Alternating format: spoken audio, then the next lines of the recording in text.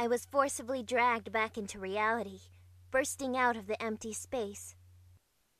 Without enough time to give even a baby's first cry, I was born into a new world. Where is this? In front of me was a small square glass window. The open palm of my right hand was pressed tight against the glass. I lowered my palm from the window. A palm print remained clearly visible on its cloudy white surface. I wiped it off with my sleeve, and a familiar image appeared.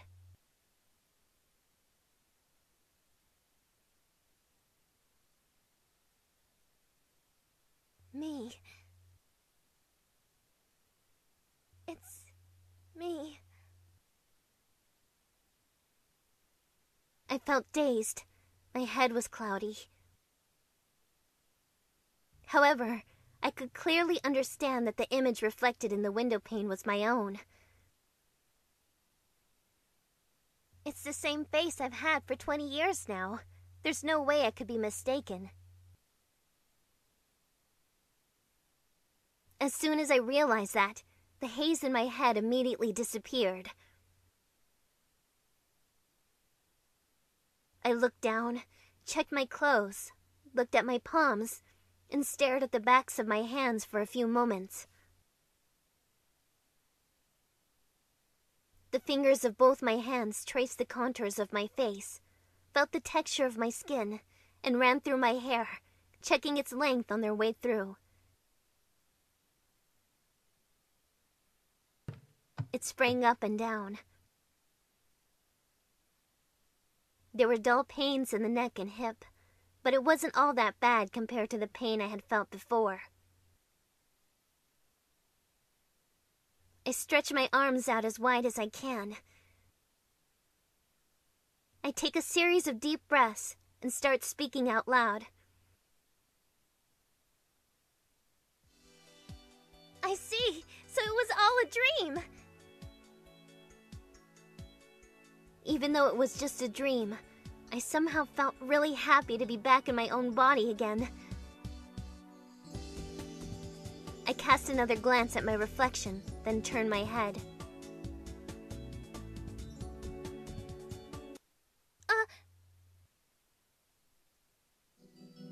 Before me were the figures of an unfamiliar man and woman.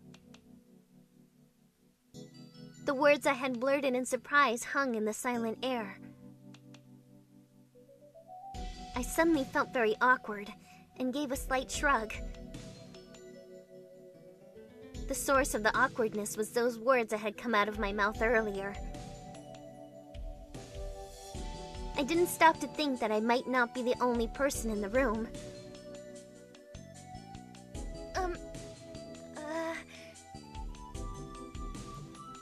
Mumbling these meaningless words, I tried fruitlessly to relieve the tension of the moment, while at the same time attempting to analyze the situation I found myself in. First of all, where am I? As I took a look around, I could see that everything, including the roof, the floor, and the walls, were made out of wood. From where I stood, I could see a double bunk bed to the right and a doorway to the left. Near the wall across from the room stood a wooden table, along with a few simple chairs made from chopped logs. By the wall beside me was a rustic stove made out of old oil barrels.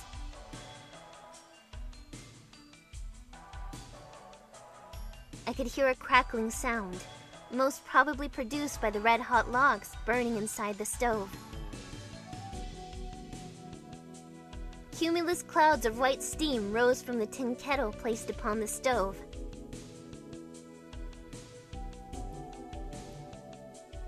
Considering how large the double bunk bed was, the floor of the room would have probably fit 12 tatami mats. It may have actually been 1 tatami larger, but the window embedded in the wall was so tiny, it made the room feel rather cramped.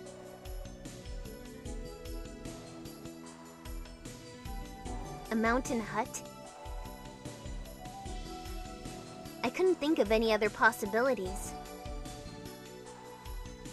I looked out the window to make sure. There was only the featureless, depthless darkness spread out as far as the eye could see. There wasn't anything that could provide me with a clue. It wasn't that I couldn't see anything. Snow. My eyes were searching the scenery for more clues, but all they could see was the powdery snow dancing violently in the frozen darkness, like pampas grass in the wind.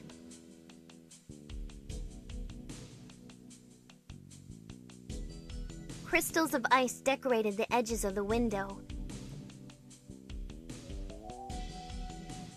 These scant clues didn't give me any idea of where we were, but this was definitely no Southern Island paradise.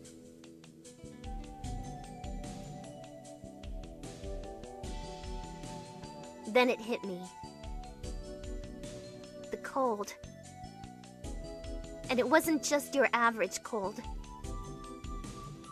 My body was freezing to its core, enough to make me want to hug the barrel stove beside me. Hey, what's wrong?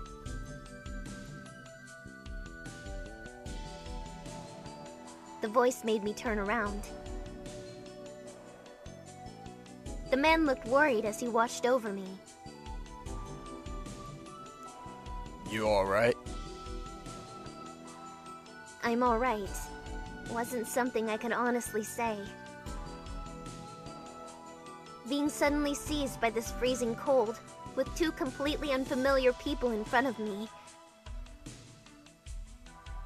Just who were these people?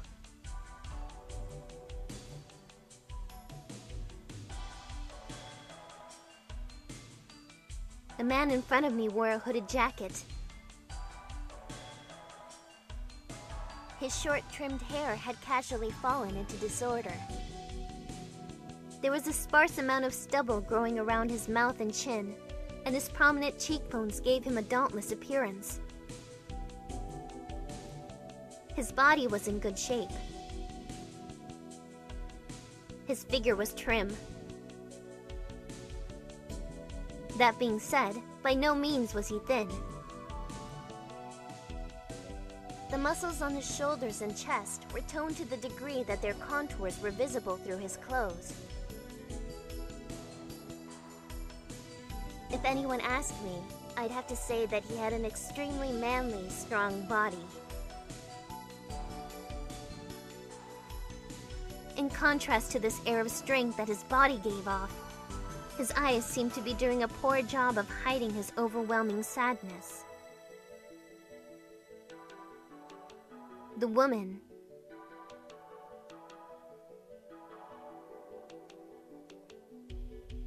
She was crouching in front of the stove, wrapped up in many layers of blankets like an empress in her robes. Her hands grasped a steel cup. Her eyes were not on me, but staring aimlessly at the contents of the cup. However, it didn't seem as if she was avoiding eye contact intentionally. Her garments were covered by the blankets, so I couldn't tell what she was wearing underneath. I could only see her dark brown high heels. The shoes weren't well suited for a place like this. And her shoes weren't all that looked out of place. The woman, with her hair in an updo, gave off an air of calm sophistication.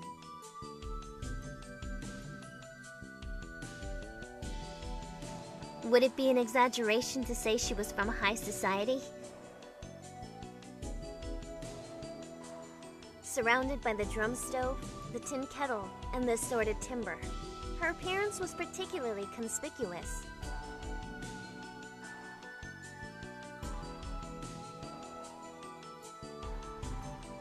The man looked as if he was in his mid-30s, while the woman appeared to be in her late 20s. Of course, that was just my estimate. They could have been younger. Anyway, I thought it was clear that both of them were older than me. First off, I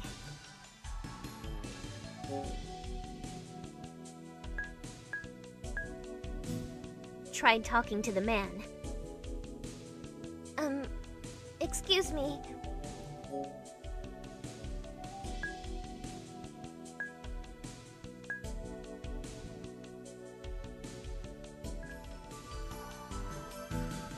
Where are we? On a mountain? A mountain? Yeah, a snowy mountain in midwinter. He answered somewhat casually. There should be more to it than that, right? Yeah, you're right. This might be the Tahaki region.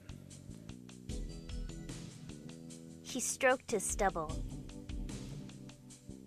I held myself tighter as I trembled from the cold and meekly stepped toward the stove. Could it be that you don't know? You don't know where we are?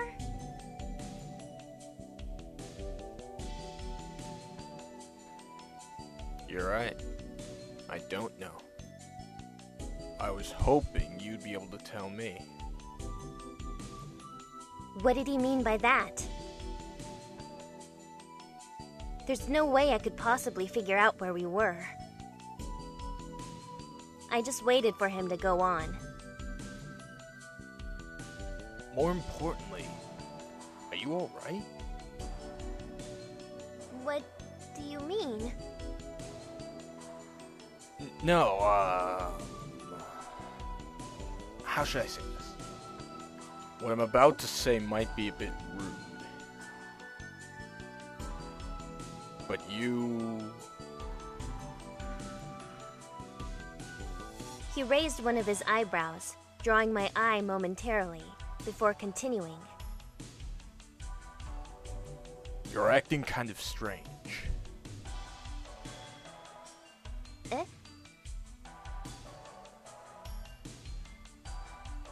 Don't be mad, okay? A while ago, you were saying all sorts of weird things.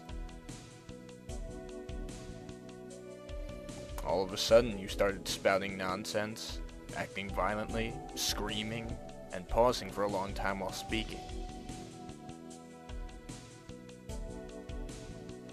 And now, you're all gentle and everything. Well, with the shock from what happened, it wouldn't be surprising if you'd suffered a decent amount of mental damage, but... A shock? Yeah. From the airplane crash. Crash. Did I already forget what had happened up until now? Reality and dreams were completely mixed up in my head as I tried hard to make sense of things. So that means the building and the people I saw before must have all been part of a dream.